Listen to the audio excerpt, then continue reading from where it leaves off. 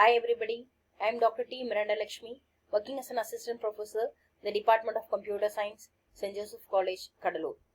Today we are going to see about the deadlock methods.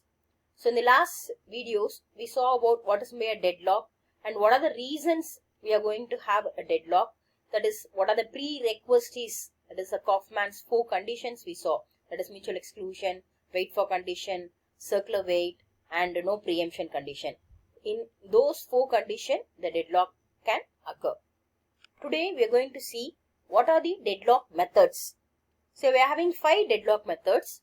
Ignore a deadlock, detect a deadlock, recover from deadlock, prevent a deadlock and avoid a deadlock. So, in this video, we are going to see about ignoring a deadlock and recover from deadlock. First one, ignore a deadlock. It is also called as ostrich algorithm. So when the deadlock will occur, when the resources are not shareable. Let us consider we are having some 10 process. In the 10 process, 2 processes have involved in deadlock.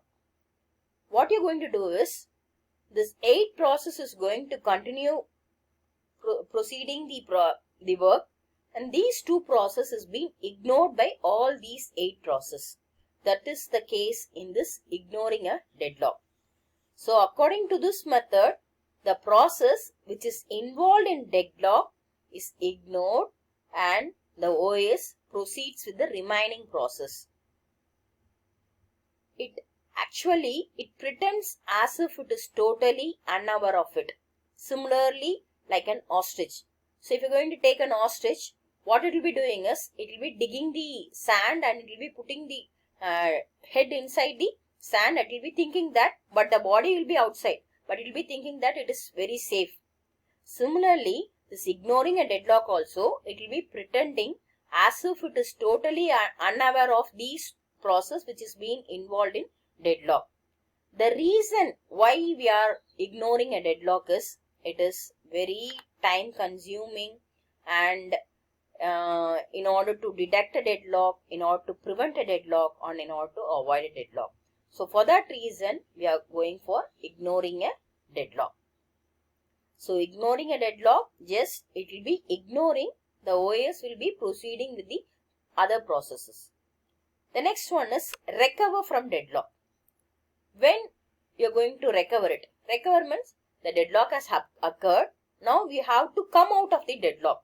So how we are going to recover it? So there are 2 operations in order to recover from deadlock. The first operation is suspend and resume a process. The second operation is kill a process. Suspend and resume a process. What is the meaning of suspend and what is the meaning of resume? Suspend, you are going to stop a process temporarily. And resume is nothing but whichever the process you are going to stop it, again you are going to proceed with that process. That is called as resume a process. Kill means you are going to delete that process. So first we can see about suspending a process. Suspend and resume a process. Let us consider we are having 2 processes. 2 processes is involved in deadlock.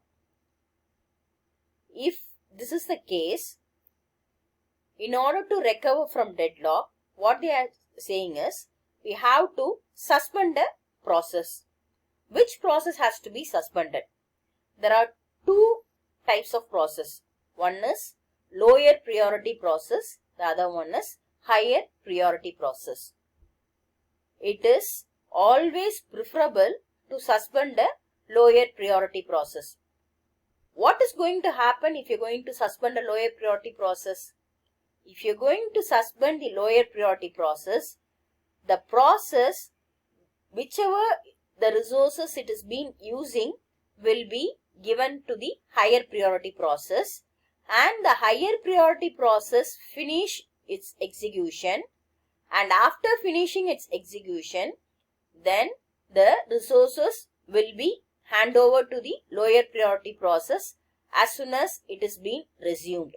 As soon as the higher priority process has completed its work, and if it is going to resume the lower priority process, and if it is going to continue with the lower priority process, the resources will be given to the lower priority process. This is one way of recovering from deadlock. You're going to suspend a lower priority process and you're going to claim all the resources from the lower priority process and you're going to give it to the higher priority process. The higher priority process is going to finish the work, and after finishing it, it will be resuming the lower priority process and it will be continuing its execution. But it involves many overheads. The next solution is kill a process. What is killing a process?